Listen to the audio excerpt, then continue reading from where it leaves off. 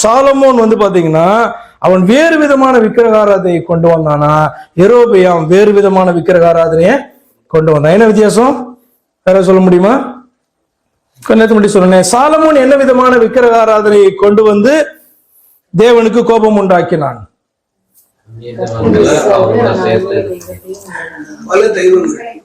பல நல்லா புரிந்து கொள்ளணும். ஆல்ரெடி வந்து பாத்தீங்கன்னா ஒரு தெய்வம், மெய்யான தெய்வம் உள்ள இருக்காரு. அந்த தெய்வம் இருக்கும் போதே வேற தெய்வங்கள் என்ன பண்றான், உள்ள கொண்டு வந்தான். இது ஒரு டைப். இன்னொரு டைப் என்ன அப்படின்னு சொன்னா, உண்மையான தெய்வம் வந்து பாத்தீங்கன்னா பிரித்து கொடுத்து அங்க அவர்கள் மத்தியிலும் அவர்களுக்கும் தெய்வமாக இருக்கிறவர் யாரு? கர்த்தர் என்கிற இந்த தெய்வம். அப்ப வேறு தெய்வங்களை கொண்டு வர்றதுக்கு பதிலா என்ன பண்ணா, இந்த கர்த்தர் என்கிற தெய்வத்தை ரீப்ளேஸ் பண்றான். நன்றாக நீங்கள் புரிந்து கொள்ள வேண்டும். அதே பெயர் எல்லாமே காணப்படுகிறது.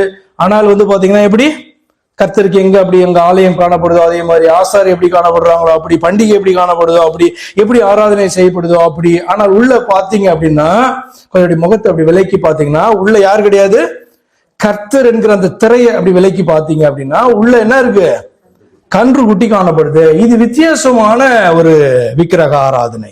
சாலமோன் உண்டாக்கிறதான விக்கிரக ஆராதனை, அனுமதித்த விக்கிரக ஆராதனைக்கும் யெரொபெயாம் கொண்டு வந்த விக்கிரக ஆராதனைக்கும் ரொம்ப வித்தியாசம் உண்டு. ரெண்டுமே விக்கிரக ஆராதனை என்று சொன்னாலும் நிறைய பேர் எதில் தான் ஏமாறுவாங்க, யெரொபெயாமுடைய ரிலீஜன்ல தான் ஏமாறுவாங்க. ஏன் தெரியுமா?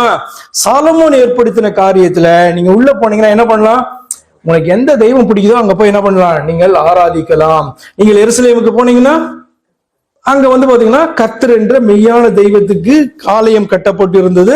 அவர் நியமித்த பண்டிகை, ஆசாரியர்கள், ஆராதனை முறைமைகள் எல்லாம் காணப்பட்டது. அங்க ஆராதிக்கலாம். இல்ல இந்த பக்கம் போய் சீதோர்களுடைய தெய்வத்தை ஆராதிக்கலாம், அம்மோனியர்களுடைய தெய்வத்தை ஆராதிக்கலாம், மோவாபியருடைய தெய்வத்தை ஆராதிக்கலாம்னா இங்க வேண்டாம், இன்னொரு இடத்துக்கு போகணும். அங்க அதே மாதிரி கோயில் இருக்கும், அந்த வேற ஆராதனை முறைமைகள் காணப்படும். அவங்கவுங்க என்ன பண்ணலாம், சூஸ் பண்ணிக்கலாம். ஆனா இவனுடைய பகுதியில இப்படி கிடையவே கிடையாது. எங்க போனாலும் யாரு தான், எங்க போனாலும் கர்த்தர் என்கிற தெய்வம் தான். ஆனா உள்ள போனீங்க அப்படின்னா கர்த்தர் என்ற பேர் தான் காணப்படுது. அவளுடைய உள்ளுக்குள்ளார இருக்கிற தெய்வம் வந்து அது வேற.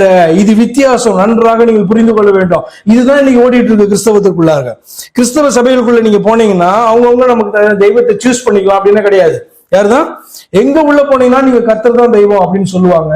ஆனா நீங்க என்ன பண்ணணும், கொஞ்சம் திரைய விலைக்கு பார்க்கணும். உள்ளுக்குள்ளார என்ன தெய்வம் காணப்படுது, என்ன முறைமைகள் காணப்படுது, இந்த பரலோகத்தின் தெய்வம் சொன்னபடி ஆராதிக்கிறார்களா, ஆராதிக்கப்படுகிறதா, அப்படிப்பட்ட செய்திகள் கொடுக்கப்படுதான்னு நீங்க ஆராய்ந்து பார்க்கணும். நான் என்ன பண்ணணும், கொஞ்சம் ஆழமாய் நீங்கள் தோண்டி பார்க்க வேண்டும். அப்ப தெரியும் யெரொபெயாமுடைய ரிலீஜியன் வந்து இன்றைக்கும் ஃபாலோ பண்ணப்படுகிறதா என்பதை நீங்கள் அறிய முடியும். ஏதாவது சந்தேகம் இருக்கா உங்களுக்கு?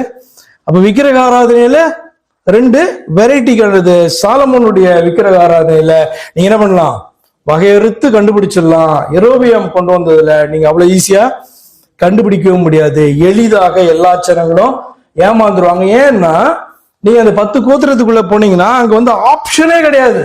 என்ன வேற வேற சர்ச்சே கிடையாது, வேற ஆலயமே கிடையாது. எங்க போனாலும் ஒரே மாதிரி சர்ச், ஒரே மாதிரி தெய்வம் இருக்கிற மாதிரி தோணும்.